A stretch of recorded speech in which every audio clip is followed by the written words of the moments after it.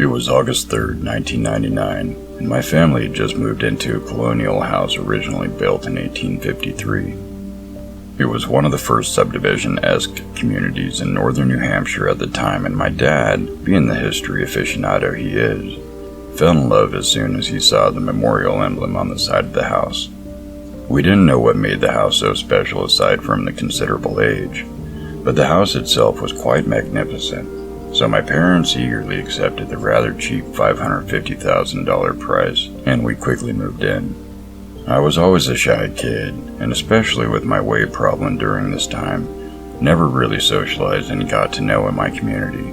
This was the fourth time I had moved since I started school, so I never really understood the point of socializing if I had to say goodbye to those people anyways. All things considered, my first few weeks there were surprisingly enjoyable. I loved walking around the neighborhood and investigating the new surroundings, playing with the neighborhood pets as they were let out by their owners, and just being the good kid in the community. I wasn't used to so much attention, and actually feeling loved was quite exciting. After a few weeks, I grew familiar with the area and decided to do some exploring of the house. I was checking every nook and cranny, looking for old books, spiders, whatever weird stuff I could find. I found a couple old coins, some dusty abandoned corners that no one else noticed, and other such trivial discoveries, none of which I paid any attention to. The only thing that really caught my eye was a hidden door that I found in the kitchen. I viewed this as my discovery, so I always kept it to myself. It was hidden behind the fridge and no one really noticed it. I was able to move the fridge away from the door. I only did so when I knew I would be home alone, as to not be discovered. The door was locked, so I couldn't get past it, but just investigating it was exciting. It was very dated compared to the rest of the house. A knocker as a doorknob, aged in extremely dense wood, the whole 9 yards. My parents told me that they were going out on a dinner date, and that they would trust me for the night. I decided that this night, I would finally crack the code of the mysterious code and see what lies past the horizon. As soon as they left, I set to work. My parents loved watching TV shows and movies about crime, and therefore, there were a lot of scenes explaining how to pick locks. I tried swiping the lock with an old Blockbuster card my mom had to no avail. Grunting about the hard work ahead of me, I straightened the paper clip and began plucking at the lock. After 10 minutes, I grew frustrated at my failure and slammed the paper clip into the lock as hard as I could. For some reason, that alone cracked the lock and opened the door. The door creaked loudly as I slowly pushed it open. An odor filled the kitchen area as more and more of the hidden room became exposed. I still can't exactly put my finger on what it was. It seemed to just reek of age. Even though the kitchen was brightly lit, the area behind the door was purely black, almost as the basement was sucking up the light and destroying it as the waves came into contact with the secret room. I grabbed a flashlight and shone it into the abyss to find a decayed flight of stairs with a broken rail. In the very distance, I could barely make out a decrepit floor that seemed stained by something, but I wasn't sure. I felt a captivating feeling of discomfort and anguish as the aura of the room flooded me. Something told me to turn around and run, but I had already come too far. Terrified and apprehensive, I took my first step into the abyss that would soon become my new home. The stairs bellowed below me with every step I took. I became weary of the possible reality that the staircase wasn't sturdy and eaten away by termites, and that I would go plunging through the wood at any moment to my injury or death.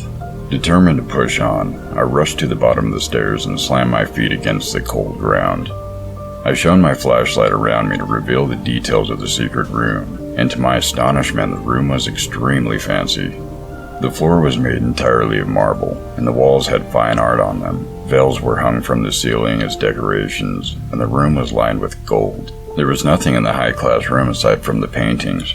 For some reason, the room reminded me of an old-time barber shop or something. It seemed too nice. Noticing that there was a hallway in the corner of the room, I walked over to it. As soon as I arrived at the passageway, I noticed a distinct change in the quality of the decorations. The hallway was just a dull gray all around, made with cheap rock and no decorations.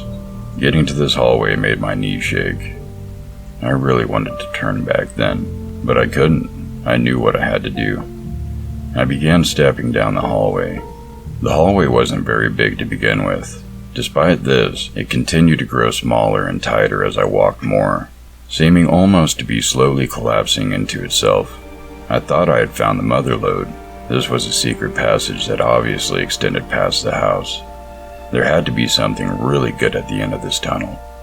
Maybe treasure, ancient remains, maybe even heaven. I had to find out.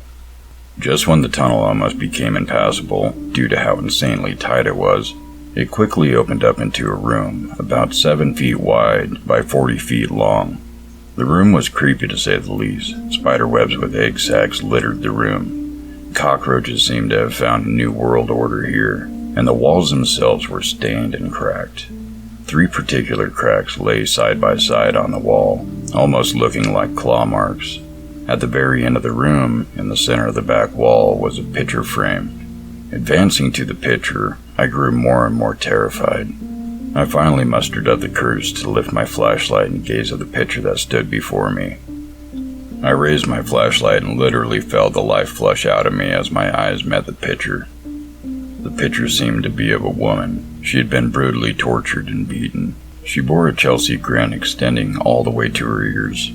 Her left eye was missing, her hair had been burned off, her upper lip had been cut off and removed, revealing her entire gum line, which was also clearly plagued with extremely severe gingivitis, and the rest of her entire face was covered in blood, cuts, and bruises as well. What was most disturbing, however, was her skin. It varied in hue, sometimes a human peach, sometimes a moldy green. It seemed as her skin began to grow fungus, and that said fungus was causing her skin to rupture. Numerous boils plagued her complexion, and it almost seemed like her skin was peeling and melting off.